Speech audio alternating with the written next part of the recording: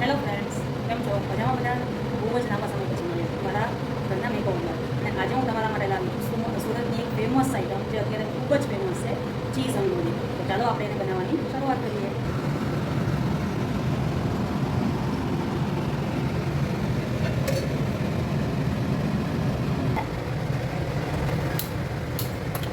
આપણે અહીંયા 1 ચમચા જેટલું તેલ લઈ લીધું છે અને સાથે સાથે આપણે 1 ચમચા જેટલું બટર લેવાનું છે.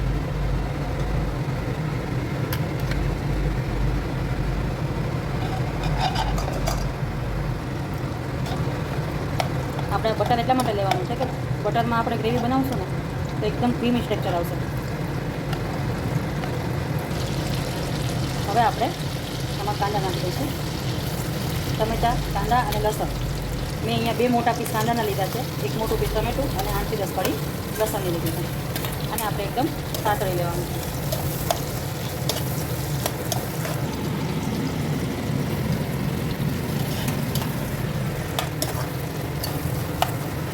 ઘણા કેવું કરતા હોય છે કે ટમેટાં અને કાંદા કાચા જ રાખીને અલગ અલગ પેસ્ટ બનાવતા હોય છે.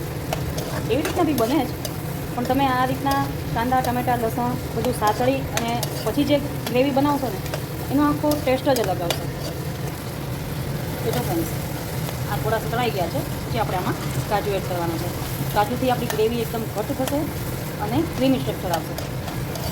હવે આ બધું પાછું 2 થી 3 મિનિટ સાતળી લેવાનું છે આપણે. જો ફ્રેન્ડ્સ, આપણે કાંદા, ટમેટાં, લસણ, કાજુ બધું એકદમ સતળાઈ ગયું છે. હવે આપણે છે ને મસાલા બી આમાં જ એડ કરી દેવાના છે. મસાલા આપણે ગ્રેવી બનાવીએ ને ત્યારે નથી, ગ્રેવીનો વઘાર કરીએ ત્યારે એડ નથી કરવાનો. ત્યારે માઇનોર ખાલી મસાલા એડ કરવાના છે. અત્યારે આપણે આમાં જોઈતા બધા જ મસાલા આપણે આમાં એડ કરી દઈશું. તો સૌપ્રથમ આપણે 1 ચમચી નિમક એડ કરીશું. હવે અહીંયા મેં લીધી છે જેસ્ટ એન્ડ ઝીંગ. તમે જોઈ શકો છો જેસ્ટ એન્ડ ઝીંગનું મસાલા હું આમાં વાપરવાની છું, જે તમારા સબ્જીને, તમારી રસોઈને એક નવો જ ટેસ્ટ આપે છે. આ લાલ મરચું પાવડર છે, એ આપણે લઈ લઈશું 1/2 ચમચી જેટલું. આ ધનિયા પાવડર છે જેસ્ટિન ઝીંગનો. જેસ્ટિન ઝીંગના મસાલા છે ને એ તમારી રસોઈને એક નવો જ ટેસ્ટ આપે છે. આ હળદર છે. હવે આપણે આ બધું મિક્સ કરી લઈશું. મસાલાને આપણે એકદમ આમાં મેળ થઈ જવા દઈશું.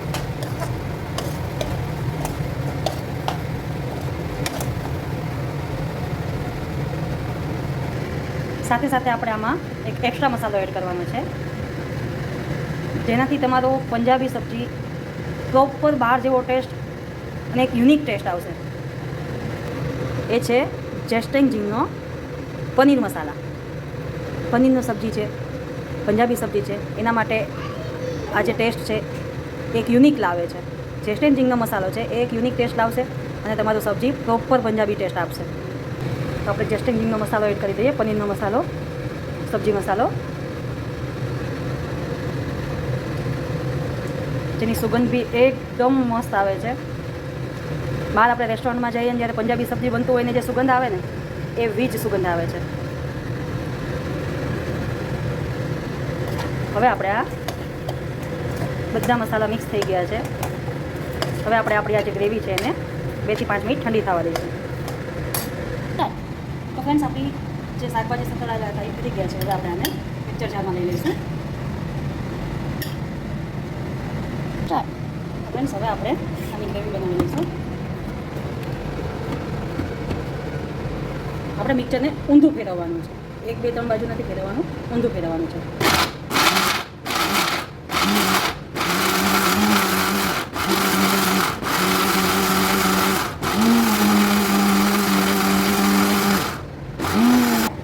જો ફ્રેન્ડ્સ, આપણી ગ્રેવી એકદમ બનીને રેડી થઈ ગઈ છે અને તમે જરૂરિયાત મુજબ પાણી એડ કરી શકો છો. આપણે આ થોડી ઘટ ગ્રેવી છે, આમાં થોડું પાણી એડ કરીશું આપણે. તો ચલો હવે આપણે વઘાર કરી લઈએ. આપણે આ જે મસાલાવાળું જે પેન હતું એમાં જ પાછું આપણે બટર એડ કરવાનું છે, જેથી આપણો એ મસાલો છે એ બધો મેળ થઈ જાય આપણે સાથે. જો ફ્રેન્ડ્સ, આપણું બટર એકદમ મેળ થઈ ગયું છે.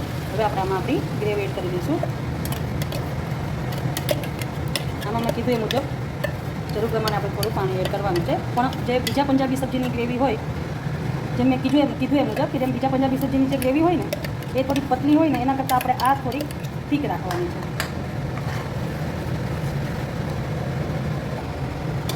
જો આમાં આપણે અડધા કપ જેટલું પાણી એડ કર્યું છે, એ બી નાખી દઈશું આપણે.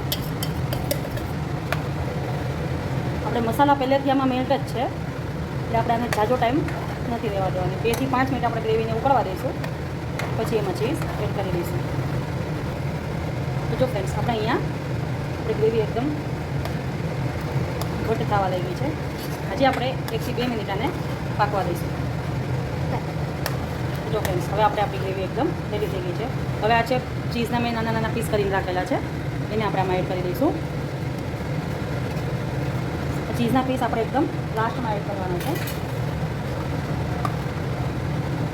સાથે સાથે આપણે ચીઝ ખમીને બી એડ કરીશું.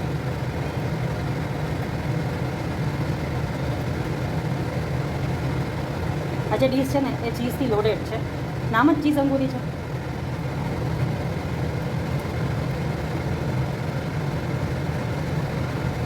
આપણે આને 1 થી 2 જ મિનિટ, કેમ કે આમાં ચીઝ છે એટલે આપણે આના જાજુ નથી રાખવાનું.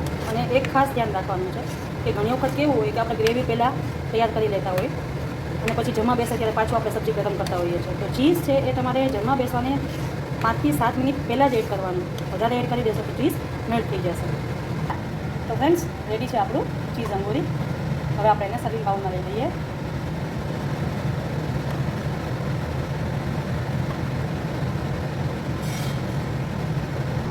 તો ફ્રેન્ડ્સ, રેડી છે આપણું ચીઝ અંગૂરી. તમે બી ઘરે એકવાર ચોક્કસ બનાવજો અને મને કોમેન્ટ કરજો કે રેસીપી કેવી લાગી. જો મારી રેસીપી ગમે તો લાઈક, શેર અને સબસ્ક્રાઈબ કરજો. અને સાથે સાથે તમે ચેસ્ટ એન્ડ ઝીંગના મસાલા પણ એકવાર જરૂરથી ટ્રાય કરજો.